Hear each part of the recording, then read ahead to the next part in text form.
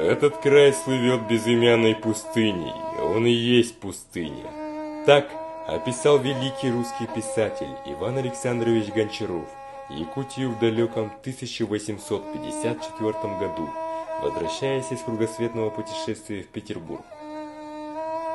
Вдали сияли уже главы церквей в Якутске, и я ожидал, что откроется Лена во всей красе и величии. Я въехал в город и увидел почерневшие от времени одноэтажные деревянные дома.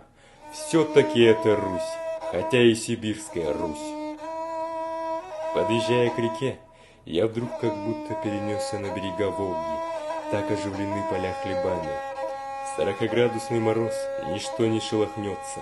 Над землей лежит густая мгла, солнце кровавое, без лучей. Торговля вращается, как кровь в жилах.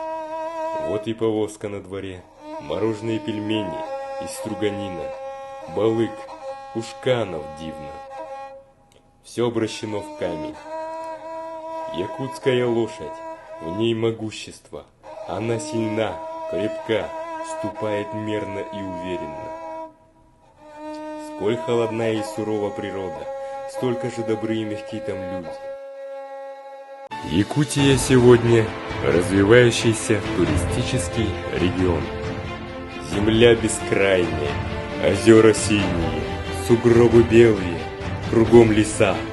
Моя Якутия, моя Якутия, моя республика Саха.